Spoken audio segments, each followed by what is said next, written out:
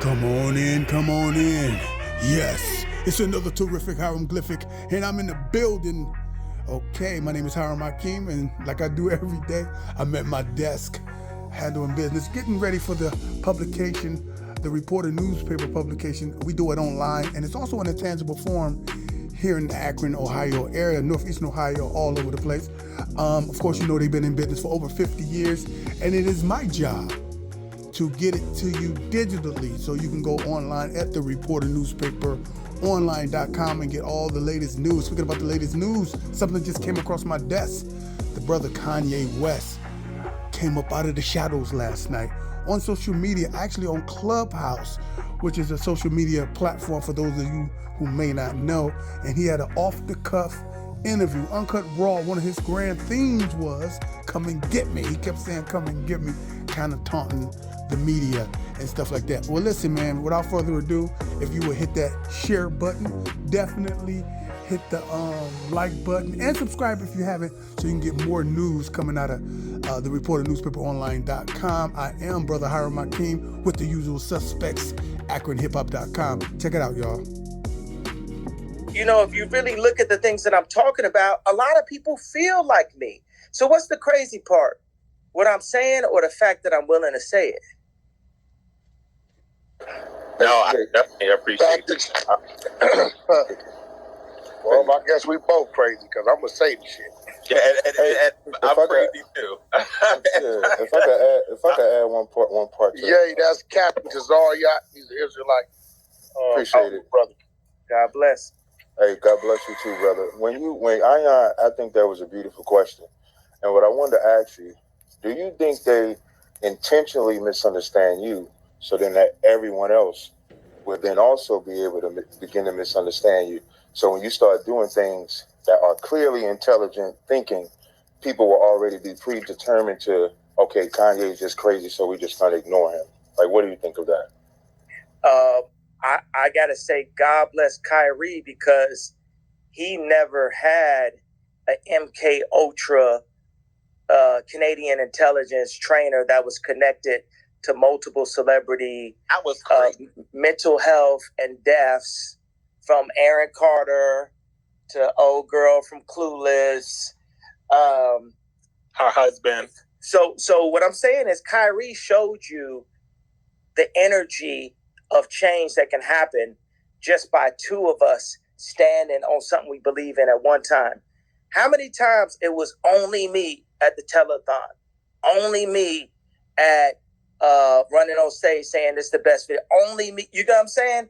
And this is the first time they say, man, I know y'all got Ye pegged as crazy, but look at this documentary right here, which, mind you, is still up on Amazon, and ain't nobody talk to old boy, ain't nobody talk to Bezos or who the new CEO is on Amazon.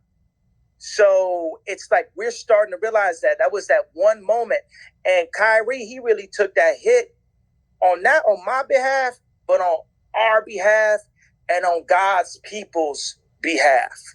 That you got to see what happened. Not that we was directed by Disney.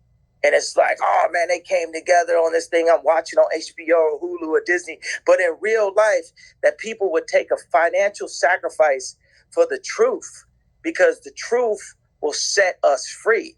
Like, who is Phil Knight? Ain't nobody exploited nobody more than Phil Knight. Are you kidding me? The head of Nike? And it's so funny how God got a sense of humor for him, because he's now come and put money publicly towards the Republican Party, because the company he created is getting gangbanged. And I maybe that's not that Christian to say it like that, but Phil Knight, your company is getting gangbanged. So go ahead and go back to your house and walk 10 steps in front of your wife, like when I seen you in Palm Springs and you was walking 10 steps. How you going on a walk with your wife and you 10 steps ahead? I was like, see, that's why I don't like Nike. If this is the person that's setting the what do they call it? The environment or whatever. It's another word for that I'm missing right now. But the environment at Nike, of course, ask anybody that's ever dealt with Nike. You know, they've treated people They didn't treat people good. They were treating me really bad when I had the Red October, and that's part of the reason why I ended up going to Adidas. You know, this is all related to Kyrie. This is where I'm going with it, but certain things just spark other things that I would like to tell y'all. I remember sitting in my mother-in-law's kitchen, and it was the same story that everybody got. My girlfriend pregnant. You know, I'm from Chicago. I ain't want to leave Nike. I grew up in a city of Jordan. You ain't never seen somebody draw so many Jordans on their sketch pad and go and look at the shoes, and the Scottie Pippen flights the purple and black ones was behind plastic because they ain't want nobody touching them too much because they wanted to still sell them. We'd be going to Champ Sports. This is when like the shoes jumped over when Nike got that air bubble or that different kind of foam at the bottom, and they jumped past Avia, and K-Swiss and Reebok because they was neck and neck for a while. And then they jumped, and then they made those pumps with David Robinson. They literally dropped the Maybach a shoe. They had the nerve to have a shoe for $180 back then. Now I know that's a normal price right now, but for a kid, shoes cost $60 back then. But I remember that effect that Nike had on me. It didn't matter that people could buy that David Robinson pump or not.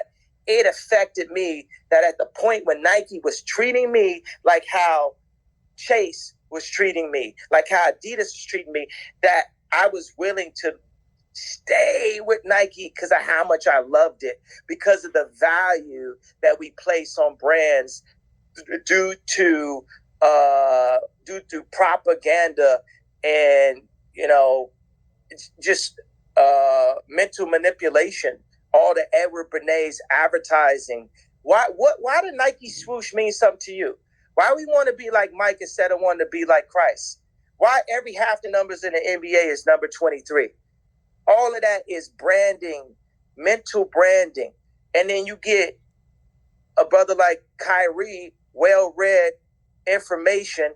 And another thing, you take like Jalen Brown, you take Kyrie, you take a couple people, right, who they family is going to be all right no matter what. You know what I'm saying? I got a couple family members that might ask me for a loan here and there, but my family got jobs, right? So that means that I don't have to listen to nothing nobody got to say. If I want to get rid of all my money and go to like riding skateboards or driving an Uber for the rest of my life, I can do that. But you know what they go and do to the NBA players? They'll be like, well, what about grandma? What about your auntie? You don't want to go back. You don't want to be shamed. You don't, because they got a position. They're going to give you some type of job, some type of Shaquille O'Neal job for the rest of your life as long as you play the game. And with Kyrie, he got 1 year left. They questioning, like, will he even go, would he go play basketball again? And it's interesting to me. I know you got a question later about Candace Owens. Man, you got to understand, like in 1 week, I went in Trump, Alex Jones, and then Elon. Like in a matter of 10 days, right? Where's the lies? You know what I'm saying? So, because everybody's beholden to somebody, right? And I got to say, I'm proud of Trump that he actually spoke up. And Ari Emanuel put something out that showed that I had stretched the limits of the idea anti-Semitism. So listen to this thing that Trump put up, I think it was this morning, right? So he says,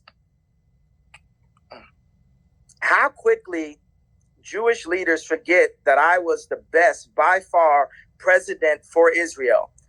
They should be ashamed of themselves. This lack of loyalty to their greatest friends and allies is why large numbers in Congress and so many others have stopped giving support to Israel. He could have never said that it changed in 1 week. It changed in 1 week because I went and I grabbed the third rail and I lived. I went as far as you can go and I lived. Now let's open up the conversation and see that Jared Kushner was standing next to Trump the whole time and Rahm Emanuel was standing next to Obama the whole time. And then Rahm Emanuel went to my hometown and destroyed that city. And what I liked is I was talking to a friend of mine that just took $30 million from Ari Emanuel. I'm sorry, he ain't got money like that, from an investment company that Ari Emanuel is associated with. And I heard, hey, big man. I heard he mad. I heard, hey, Ari, you mad? You mad? Oh, what, Ari, what you so mad about? Oh, because they keep on making you put them articles out because you at the lowest level of the power structure. Is that why you so mad, Ari Emanuel?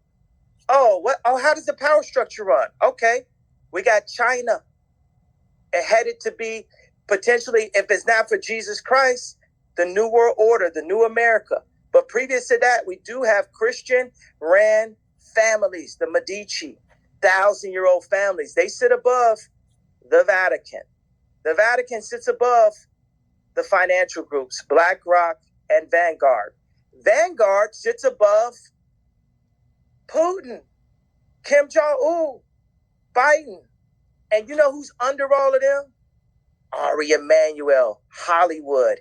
It is the first line of defense for the CIA for mind control. Come and get me.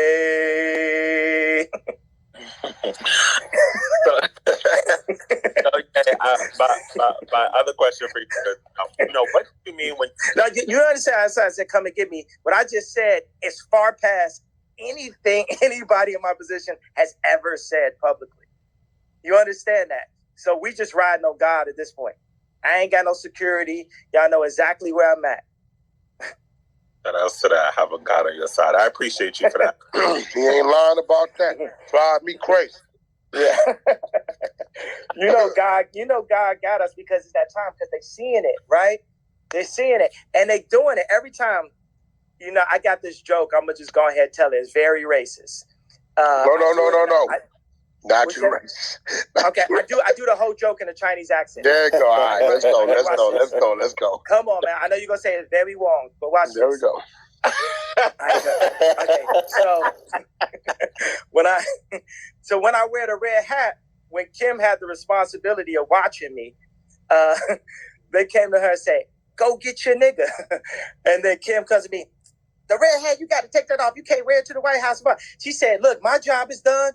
Mama, we out. You know what I'm saying? So then I go and I put White Lives Matter on a t-shirt. They're like, well, we can't go. Oh, you know what? Let's go get celebrities. Let's go get Puff Daddy. Let's get Dave Chappelle. Let's go get Meek Mills. What made somebody think Meek Mills could say something to me? What made? No, this is the funniest thing of everything. Listen. Yo, man, I'm about to start crying, laughing, man. Somebody thought Meek Mills. Sorry, I'm sorry. Meek is a gangster. Meek's a gangster, gang. Meek is a gangster, man. Somebody said, oh, Meek. No, I'm literally in tears. So, yo. Your world tour or your girl tour, right? Hold on. No, somebody's like, it's like Meek. Okay, hold on. Okay, that was not my joke, but somehow that part was really funny to me. Okay, so 100. Okay, so, 100. Okay. Hold on. Let me think of something really not funny for a second. Okay. When you having sex, you try to think about something really unrelated. Let me think of something really not funny. Because every time I think about that, I can't finish my story. Crazy. Okay, somebody thought they could get me. This is crazy. Okay, anyway, so they say, Puff Daddy, go get your nigga, right? And then Puff calls me, with a wire on, right? And he's just like, yo, I'm going to beat up anybody with the White Lives Matter shirt. And then, so that's why I was like, yo, leave me alone, you fed, you working for Jewish people. So then it was like, went to Ari Emanuel, and they were like, yo, go get your nigga. And Ari like, bro, I don't really this man is like really just prep for war at all times. And I really, okay, all right, here I am. I'm Ari Emanuel. I want all the businesses to not do business with my name, Ye, by the way. I want them to not do business with Ye, right? And then they freeze, they debank me. Adidas sues me for 200, 75 million for marketing that we agreed upon. That was, I get into a longer story on that. And they freeze my accounts. They my royalty for the next 4 years was $500 million a year, $500 million cash, one more zero than Dave Chappelle for the next 4 years. That's what was in contract if I didn't do nothing. If I just Yeezys, foam runner slides, all that, And so within 1 week, that's the whole thing. Oh, he lost $2 billion in a day. Then I went on Alex Jones and I said, love everybody. I said, love everybody because they, I ain't gonna say who it is. I ain't gonna say what doctor it is. I ain't gonna say what hospital it is. Have been trying to make us love certain things. Love the Grammys. Love Nike. Love killing each other. Love opioids. Love strip clubs. Right? But it's no, you can't love this person. You can't love, no, you gotta hate this person. This is a demonic figure. And you gotta hate this. So me, I'm maybe a little bit autistic. I think I'm more autistic than I am bipolar, right? I think that's incorrect. I don't think I'm bipolar, but I am an autistic person because you've seen by me being on stage with Drake last year, Kendrick said he got more growing to do. I can't help but love. I love Ari Emanuel. I can't help but love. I don't have nothing but love. So then I said, I love Hitler, meaning I love everyone. It's for God to judge. It's for us to love, and that's to be Christ-like. And then our Emmanuel goes to his bosses in China and says, what am I going to do now? It's and they I don't know. We love Hitler too. Oh, yeah. You got to understand that that's how China has taken over is they study his playbook. And so what I'm dealing with my accounts, when they didn't clear the Donny Hathaway sample for me yesterday morning, and it was, I'm not going to say what kind of lady, I'm not going to say what hospital it was. I'm not going to say what it is. Was in between me and the Donny Hathaway estate, thus being in between me and the audience because I wanted to put my new music out. Now I can't do that due to the cancellation, right? That playbook is the communists following parts of the Nazi playbook. So really, I'm the one, and it's Jewish people that actually are helping me at this point, right? There's people who are literally hiding me under their wooden floorboard because everyone's like, man, he gave an opinion. So this is a cautionary tale. Look at even Charlemagne. We be having our issues, and he had to say it out loud. He do it a bunch of times. He made Biden say what it really is out loud. We remember that. He made whoever that guy was on his show say what it really is out loud. We remember that. And he said, yo, but Ye said something, he lost everything. And everything meaning everything they gave us. Because God gave me. I know, some people say, oh, got you. Got it. Or Drake said, Adidas has Kanye West. I think, right? And I'm ain't nobody had me since my mama. Don't nobody got me. Don't nobody had me, has me, none of that. So people take everything. And you can't take it away from me. It's too late. That energy, that soul, there's nothing they could do at this point. There's nothing we could do other than have a real conversation at this point. Because guess what? After all of that, we still ain't had the conversation about the contracts and what led me to the death contract in the first place. That's a reality. So I want to get into the next question. Okay. Go ahead. Go ahead. Back? Oh, so no, okay. So you have mentioned that the sacrificing of Donda, and I kind of wanted you to elaborate on what did you mean by that.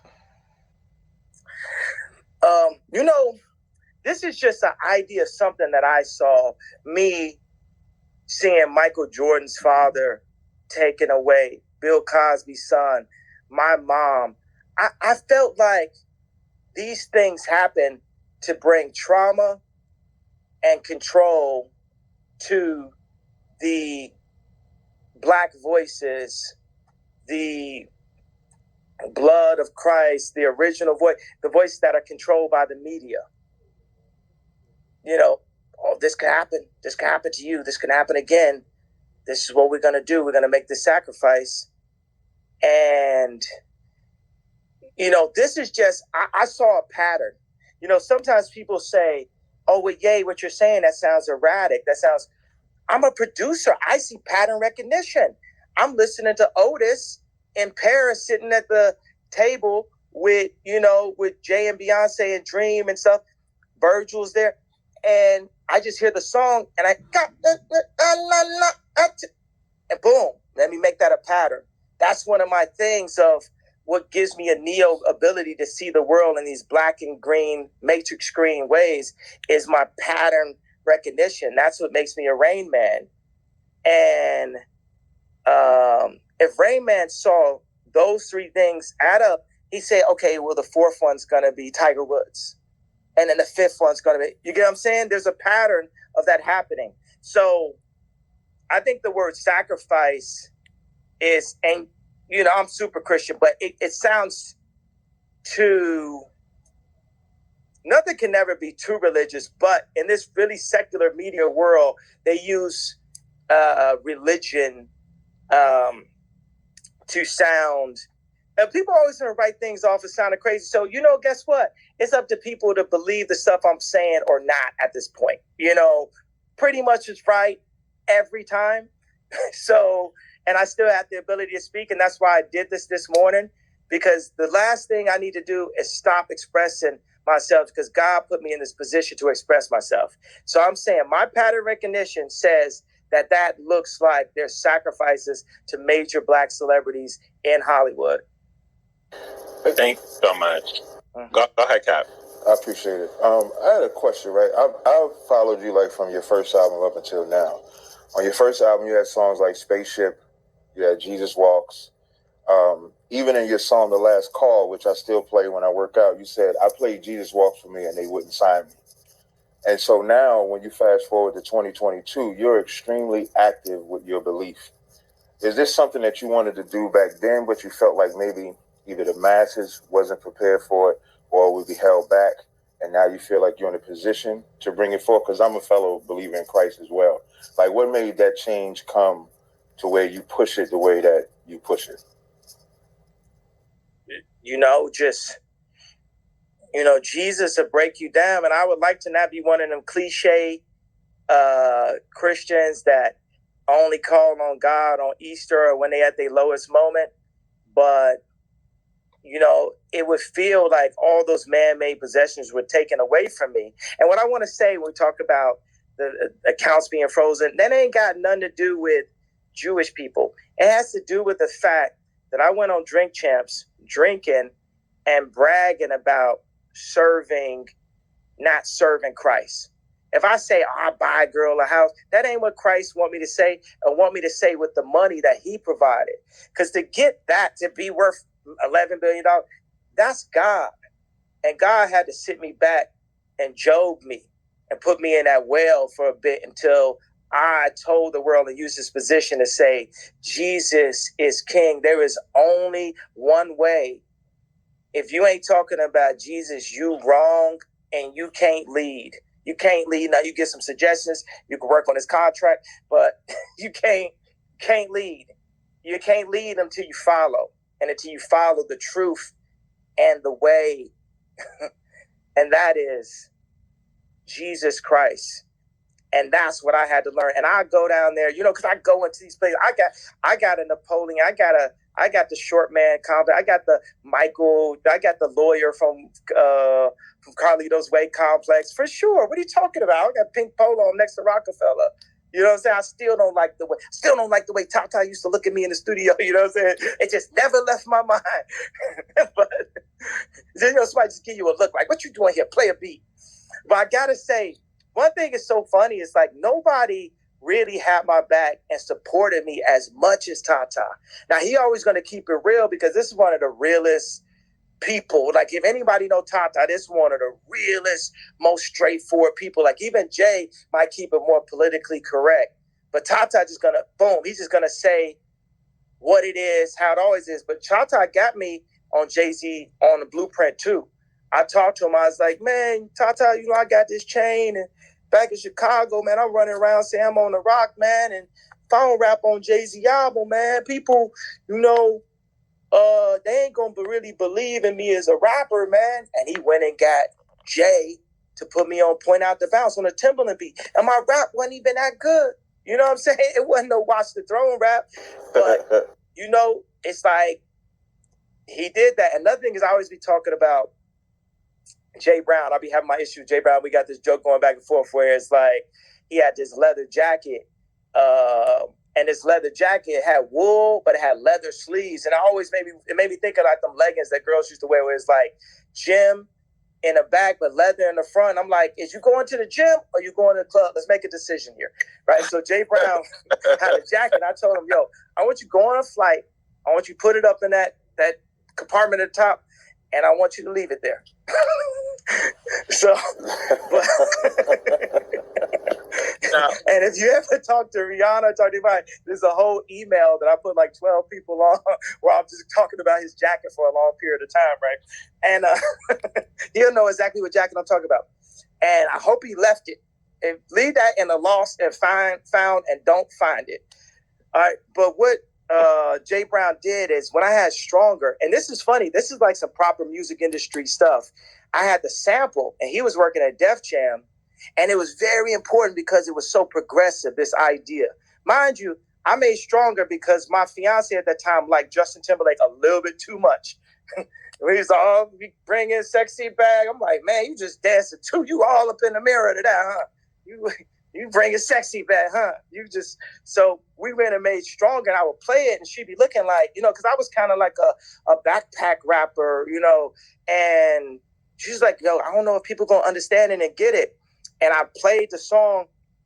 I remember Nicole from the Pussycat Dolls coming in and just like dancing. Like it looked like she had the whole Pussycat Dolls with her just to that. But then my boy Ice Pick, rest in peace, from Rough Riders came in, and I played it for him, and he put his nose up. He said, the whole album gonna sound like that? And then I remember I was like, oh, I gotta get this song to a place where it'll play on Hot 97. We know we're gonna get the pop stations. This before, you know, I was canceled the first of my 30th times of getting canceled. So we knew we was gonna get the pop stations back then, but we had to make it for the black station. I put the song out. It didn't bang in the club. We went and got Switch to work on it, Pharrell to work on it, and then Timbaland. We had to go to the person who made Sexy Back. He redid the drums. It took him 10 minutes to do it, and then for the next 2 hours, he just talked about couldn't nobody do it but him. Can't nobody do this but me. You came to the right place. I'm the only person that can do this. Right here, I'm just sitting there and just listening to him. Like when Pusha T would have to listen to me talk for a long time. Or like how y'all had to listen to me talk for a long time right now. Thank y'all for being my therapy today. I've been going through a lot. That's what's up.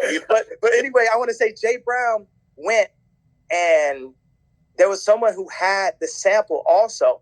He went and bought the song to ensure that the first time you heard that was from me. So me and Jay Brown have our differences.